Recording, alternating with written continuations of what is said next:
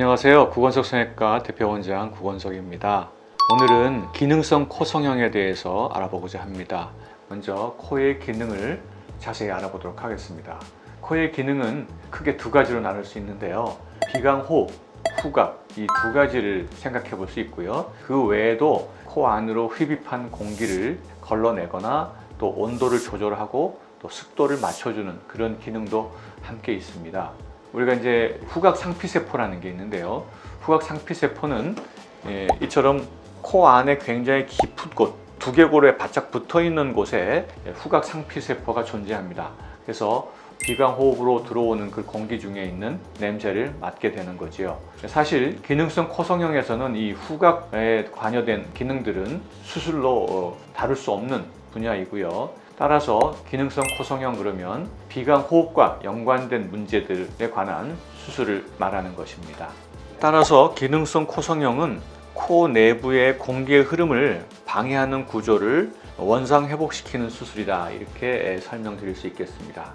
그러면 비강호흡을 방해하는 구조들 가운데 대표적인 것에는 세 가지가 있는데요. 첫 번째 비중격 망곡증, 그 다음에 비후성 비염, 세 번째 비밸브 협착, 이 세 가지를 교정하는 것이 기능성 코 성형이다, 이렇게 생각하면 됩니다. 첫 번째 비중격 망곡증에 대해서 설명드리겠습니다. 비중격이라고 하는 것은 코 안에 좌우 콧구멍을 나누는 벽을 비중격이라고 합니다. 그런데 비중격이 이렇게 똑바로 있지 않고 이렇게 삐뚤삐뚤하게 휘어 있는 것을 비중격 망곡증이라고 합니다. 그 비중격의 망곡증의 형태는 거의 90도 이상 꺾어져 있는 경우도 있고요. 그냥 중간에서 이렇게 지그재그로 휘어 있는 경우 또는 S자로 휘어 있는 경우 이렇게 다양하게 휘어 있는데요. 그래서 어느 정도의 그 휘어지는 것은 누구에게나 발견이 되는데요. 이것이 공기가 흐름을 방해할 정도로 휘어지면 코가 답답하게 느껴집니다. 그런데 휘어진 정도와 또 코막힘의 정도가 딱 비례하지는 않다는 것입니다. 때로는 어떤 사람은 굉장히 코가 많이 휘어 있는데도 코막힘의 증상을 별로 이렇게 느끼지 못하는 경우도 상당히 있으니까요. 비중격 망곡증을 교정하는 수술 방법으로는 비중격 절제술과 비중격 성형술로 나눌 수가 있겠습니다. 비중격 절제술은 이게 비중격이라고 한다면 L자형으로 비중격을 남겨놓고 가운데에서 절제를 함으로써 휘어진 부분의 비중격을 잘라내는 그런 개념입니다.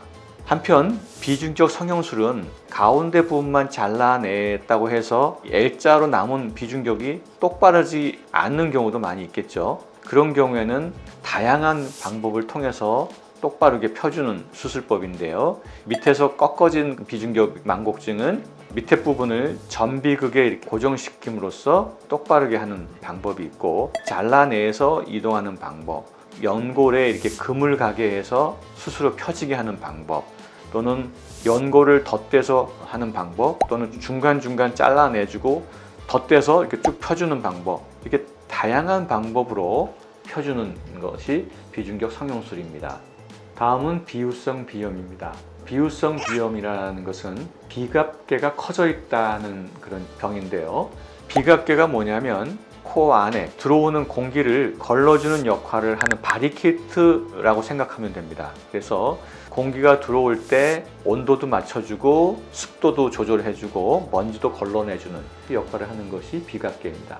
이 비갑계에는 하비갑계, 중비갑계, 상비갑계가 있는데 가장 중요한 것이 하비갑계입니다. 그리고 하비갑계 가장 크고요. 그래서 일반적으로 비후성 비염 그러면 하비갑계가 커져 있는 것을 말하는데, 이 하비갑계가 어떤 경우에 커지느냐 하면 비중격 망곡증이 있을 때도 자주 커집니다. 왜냐하면 비중격이 이렇게 휘어 있으면 공기가 들어올 때 공기가 이렇게 막 부딪히면서 들어오겠죠. 그럼 공기가 막 부딪히게 되면 점막이 자극이 돼서 거기에 혈액이 많이 쏠리게 됨으로써 부풀게 됩니다. 이제 그런 것이 비후성 비염입니다. 비후성 비염은 비중격 망곡증과도 굉장히 밀접하게 연관이 되어 있고요.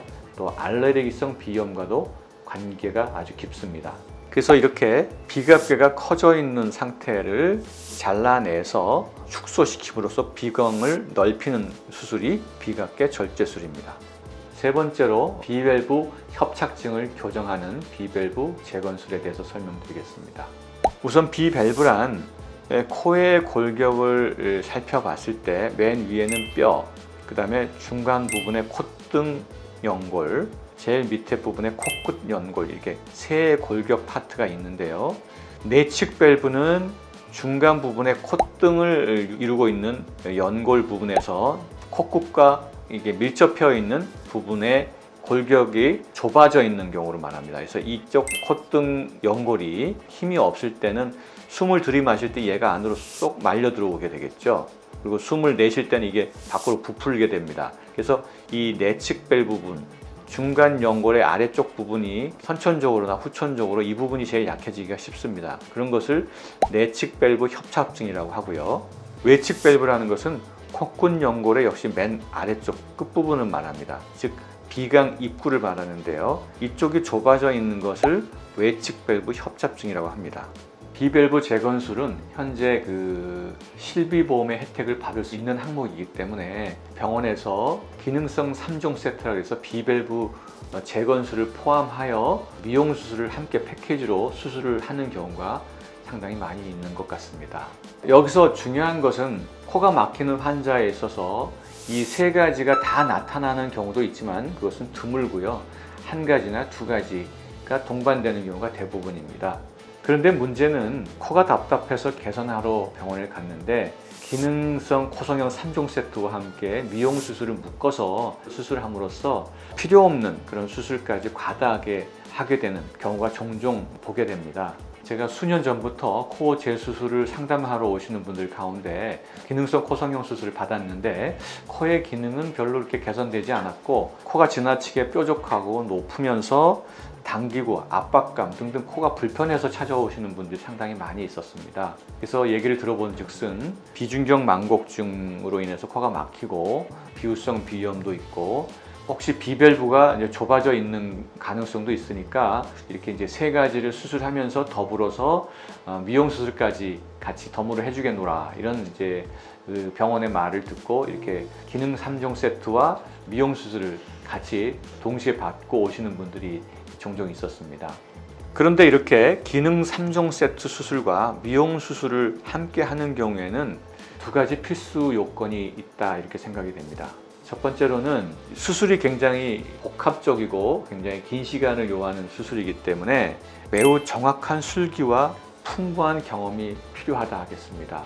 두 번째로는 코의 구조를 광범위하게 건드리고 또 많은 연골 이식을 해야 되는 그런 경우이기 때문에 연골 채취에 있어서 상당히 조심해야 되고 채취한 연골을 사용하는 데 있어서도 상당히 고난이도의 테크닉이 필요하다 이렇게 생각이 됩니다. 그런데 실제로는 이 수술을 너무 쉽게 생각하고 접근하는 경향이 있습니다. 그러다 보니 필요 없는 수술까지 하게 되고 코의 골격을 지나치게 많이 건드리게 됨으로써 여러 가지 문제가 발생하는 것을 자주 보게 됩니다. 예를 들면 비중격 절제 수술을 할 때 비중격을 너무 많이 절제해서 남아있는 비중격이 약해짐으로써 안장코가 발생한다든가 비밸브 재건술을 하기 위해서 쐐기 이식이나 또는 비중격 연장 이식을 했는데 코끝이 한쪽으로 쏠린다거나 그 외에도 연골이 부족해서 비주 지지대나 연장 이식에 메시나 또는 메드포와 같은 인공 물질들을 사용함으로써 염증 반응이 광범위하게 오게 되거나 그냥 코가 굉장히 딱딱하고 단단하게 느껴져서 불편을 호소하는 분들이 많이 있습니다. 코끝에 지나친 긴장감을 주는 연장 이식물들은 오히려 코막힘을 유발할 수 있고 코의 압박감까지 유발함으로써 기능적으로 상당히 불편감이 심해집니다.